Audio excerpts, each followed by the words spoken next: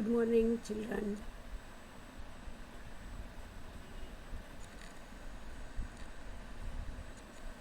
Third unit આપણે study કરી લીધો છે. So today we will study first poem.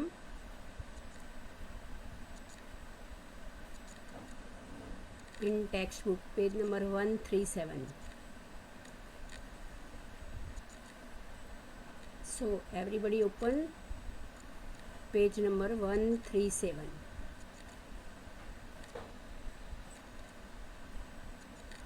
ઇન્ડેક્સમાં પણ એની ડિટેલ આપેલી છે. First poem my song. એના પોએટ છે રવિન્દ્રનાથ ટાગોર.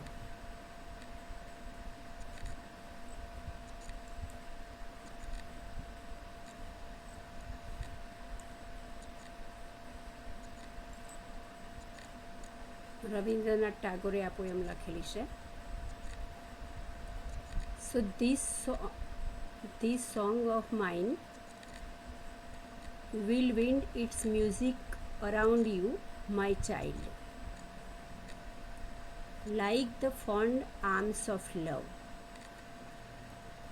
એ પોતાના બાળક માટે કહે છે કે માય સોંગ, કે આ જે મારું ગીત છે એ અરાઉન્ડ યુ મીન્સ કે તારી બાજુમાં, તારી આસપાસ, કે મારું આ જે ગીત છે એ તે તારી આસપાસ એક પવનની જેમ વીંટળાઈ જશે. વિન્ડ એટલે પવનની જેમ વીંટળાવું. સો માય ચાઇલ્ડ, કે મારા બાળક, આ મારું જે ગીત છે એ તારી આસપાસ, ગીતનું જે સંગીત છે એ તે તારી આસપાસ પવનની જેમ વીંટળાઈ જશે. So like the fond arms of love. Fond arms of love.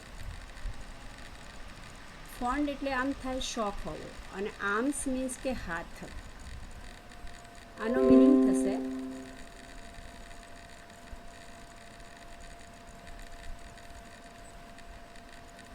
With open arms.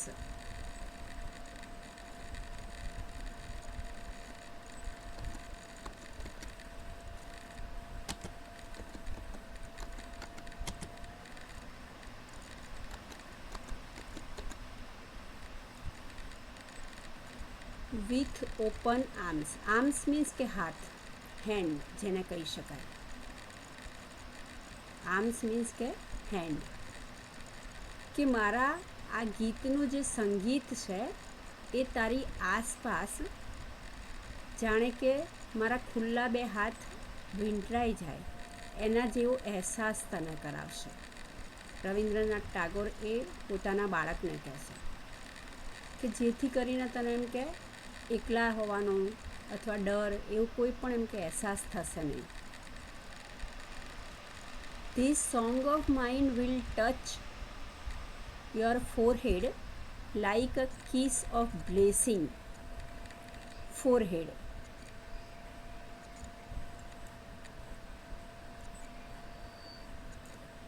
Forehead means કે ગ્રોસરીમાં આપણે એનો મિનિંગ આપેલો છે. The part of the face above the eyes, જેને આપણે કહીએ છીએ કે કપાળ. શું મિનિંગ થશે? કપાળ. ફોરહેડ મીન્સ કે આઈઝની ઉપરનો જે ભાગ હોય છે અબોવ, એ જે ભાગ હોય એને ફોરહેડ કહેવામાં આવે છે. અને બ્લેસિંગ, બ્લેસ કરવું મીન્સ કે આશીર્વાદ આપવા, ગ્રેસ કરવું, સિમિલર એનો.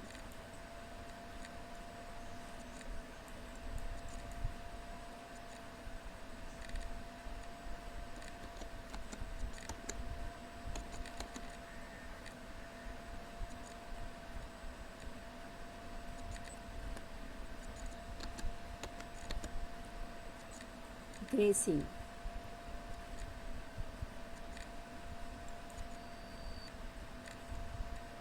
બ્લેસિંગ મીન્સ કે આશીર્વાદ આપવા, એનો સિમિલર છે gracing. So this song of mine will touch your forehead like a kiss of blessing. કે મારું આ જે ગીત છે એ તારા ફોરહેડ ઉપર, ફોરહેડ મીન્સ કે કપાળ, એના ઉપર જાણે કે એક ચુંબન આપી અને આશીર્વાદ આપતું હોય, જેમ કે આપણા પેરેન્ટ્સ આપણને બ્લેસિંગ કરતા હોય છે, તો એ રીતે એમ કે એક ચુંબન આપી અને આશીર્વાદ કરતું હોય એ રીતનો એમ કે તને સ્પર્શ કરશે. મારું આ જે ગીત છે એ ગીતનું જે સંગીત છે એ તારા ફોરહેડ ઉપર મીન્સ કે કપાળ ઉપર તને આશીર્વાદ આપતું હોય એ રીતે ટચ કરવું મીન્સ કે સ્પર્શ કરવું, અડકવું એને. સો when you are alone it will sit by your side and whisper in your ear.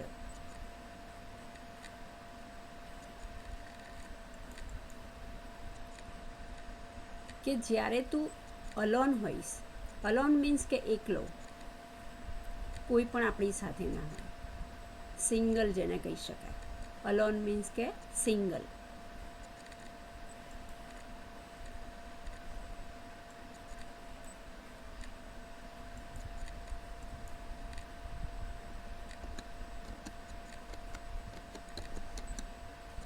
Single કે વેન યુ આર અલોન, કે જ્યારે તું એમ કે એકલો હોઈશ અથવા એકલી હોઈશ, it will sit by your side and whisper in your ear.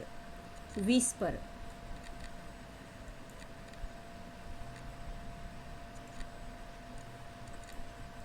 Whisper કરવું મીન્સ કે ધીમેથી બોલવું, સિમિલર એનું.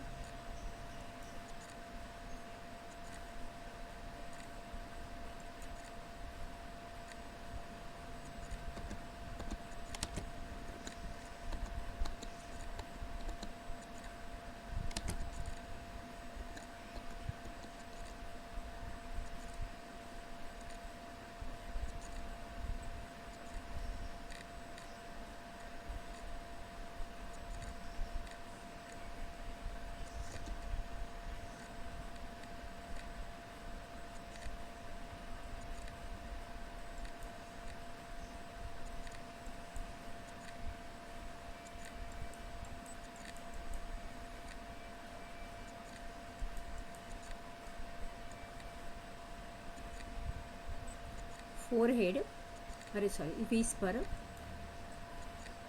મીન્સ કે ધીમેથી બોલવું.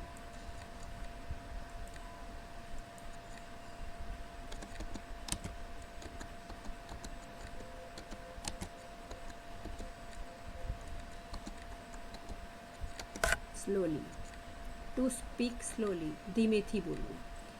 કે જ્યારે તું એકલો હોઈશ, સિંગલ હોઈશ, ત્યારે ઈટ એ સોંગ માટે વર્ડ વપરાય છે કે મારું આ જે ગીત છે એ તારી બાજુમાં એવી રીતે બેસશે અને તારા કાનમાં, ઇયર મીન્સ કે કાન, તારા કાનમાં ધીમેથી એમ કે ગણગણાટ કરશે. ગણગણાટ કરવો મીન્સ કે ધીમેથી કંઈક બોલવું, જેથી કરીને એમ કે આપણને આ એકલા રહેવાનો અહેસાસ થાય નહીં. તો આ રીતે કવિ કહે છે, કવિ રવિન્દ્રનાથ ટાગોર પોતાના બાળકને કહે છે કે જ્યારે તું એકલો હોઈશ ત્યારે આ મારું જે ગીત છે એ તારી બાજુમાં એવી રીતે બેસશે અને તારા કાનમાં ધીમેથી કંઈક બોલશે. તો આ રીતે કહે છે કે મારું જે આ ગીતનું જે સંગીત છે એ મારા બાળક તારી આજુબાજુમાં જાણે મારા બે હાથ વીંટળાય એ રીતે તારી આજુબાજુમાં વીંટળાઈ જશે અને તને એ રીતે એક પ્રેમનો હૂંફ આપશે. મારું જે આ ગીત છે એ તારા કપાળ ઉપર ચુંબન કરી અને ટચ કરશે, સ્પર્શ કરશે. અને જ્યારે તું એકલો હોઈશ ત્યારે આ મારું જે ગીત છે એ તારી બાજુમાં રહી અને ધીમેથી કાનમાં કંઈક કહેશે, જેથી કરીને તને એકલા રહેવાનો અહેસાસ થશે નહીં.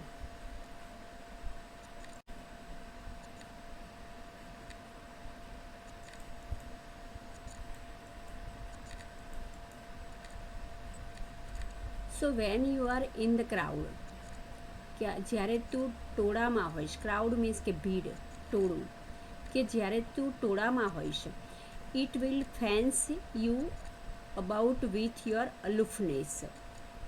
ફેન્સ કરવું મીન્સ કે રક્ષણ કરવું, પ્રોટેક્ટ કરવું, ફેન્સ.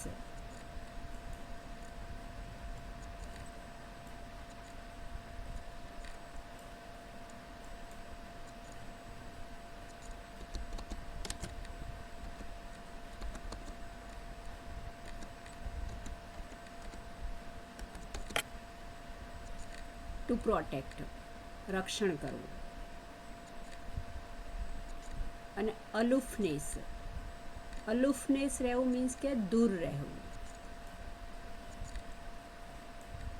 અલુફનેસ રહેવું મીન્સ કે દૂર રહેવું, એકલા રહેવું, જેને કહેવાય કે લોનલીનેસ.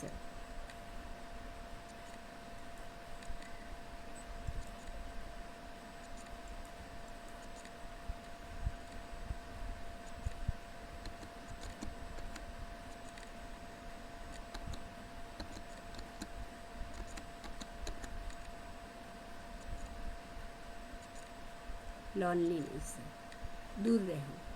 કે જ્યારે તું ટોળામાં હોઈશ ત્યારે આ મારું જે ગીત છે એ દૂર રહીને, અલુફનેસ મીન્સ કે દૂર રહી અને તારું ફેન્સ કરશે, મીન્સ કે પ્રોટેક્ટ કરશે, રક્ષણ કરશે. તો આ રીતે અહીંયા આપણો ફર્સ્ટ સ્ટ્રેન્જા પૂરો થયો કે જ્યારે તું એકલો હોઈશ ત્યારે મારું ગીત છે એ તારી આજુબાજુમાં રહી અને તારા કાનમાં ધીમેથી ગણગણાટ કરશે, જેથી કરીને તને એકલા રહેવાનો, અલોન રહેવાનો અહેસાસ થશે નહીં. અને જ્યારે તું ટોળામાં હોઈશ, ભીડમાં હોઈશ, ત્યારે આ મારું જે ગીત છે એ દૂર રહીને, લોનલીનેસ મીન્સ કે અલુફનેસ એનો સિમિલર છે, દૂર રહી અને તારું ફેન્સ કરશે, મીન્સ કે રક્ષણ કરશે, પ્રોટેક્ટ કરશે. ફેન્સિંગ આપણે ઘણીવાર કહીએ છીએ કે મારે ઘરની આજુબાજુમાં ફેન્સિંગ કરાવીશ, આ એ જ ફેન્સિંગ છે. My song will be like a pair of wings to your dreams. કે મારું જે આ ગીત છે એ તારા સ્વપ્નની એમ કે પાંખો બનીને, પાંખોની પેર બનીને રહેશે. It will transfer your heart to the verge of the unknown. Verge,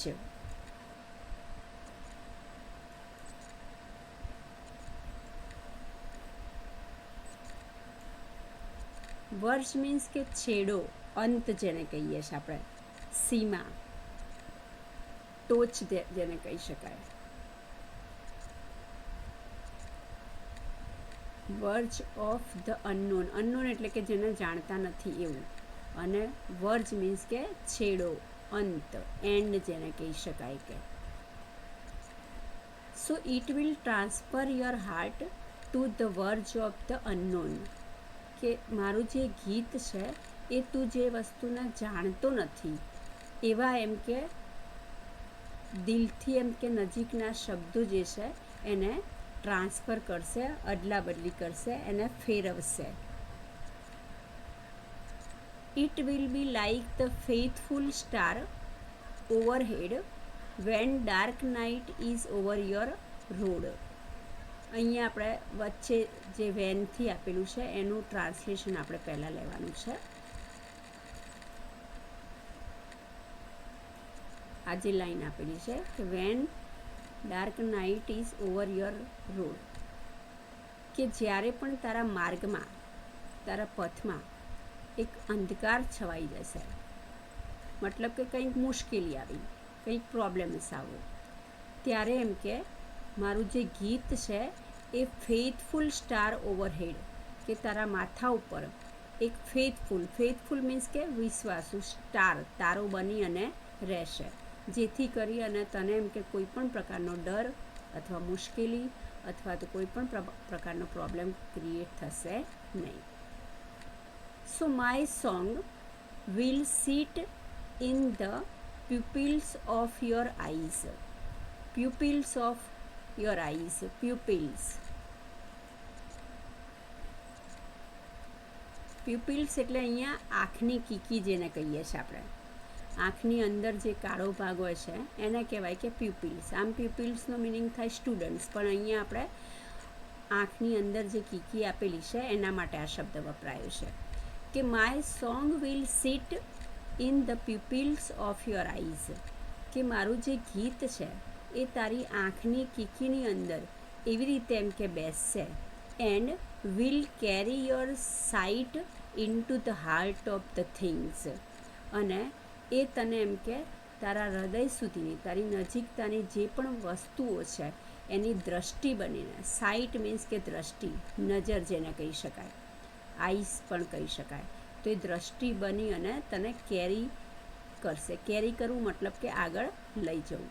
કે મારા આ ગીતનું જે સંગીત છે એ તારી આંખોની એમ કે કીકી બની અને બેસે, જેથી કરીને તારી નજીકની જે પણ વસ્તુઓ છે એ તારી નજીકની વસ્તુઓને તું તારી દ્રષ્ટિથી એમ કે આગળ વધી શકીશ અને આગળ જઈ શકીશ. And when my voice is silent in the death. અહીંયા સાયલેન્ટ ઇન ધ ડેથ મતલબ કે મૃત્યુ પામવું. જ્યારે કોઈ પણ માણસ મૃત્યુ પામે ત્યારે એનો અવાજ છે એ સાયલેન્ટ થઈ જતો હોય છે. સાયલેન્ટ થઈ જવું મીન્સ કે શાંત થઈ જવું. તો સાયલેન્ટ ઇન ધ ડેથ કે જ્યારે પણ એમ કે મારો જે અવાજ છે એ સાયલેન્ટ થઈ જશે, મતલબ કે હું મૃત્યુ પામીશ, ત્યારે my song will speak in your living heart. કે મારું જે ગીત છે એ તારા હૃદયની અંદર હંમેશા એમ કે ગાતું રહેશે અને કંઈક એમ કે મારી યાદ દિલાવશે, કે જેથી કરીને પણ તને એકલા હોવાનો અહેસાસ થશે નહીં.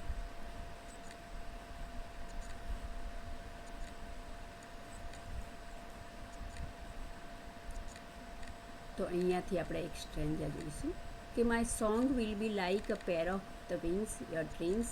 કે મારું જે ગીત છે એ તારા સ્વપ્નોની પેરની પાંખો બની અને તારી આજુબાજુમાં રહ્યા કરશે.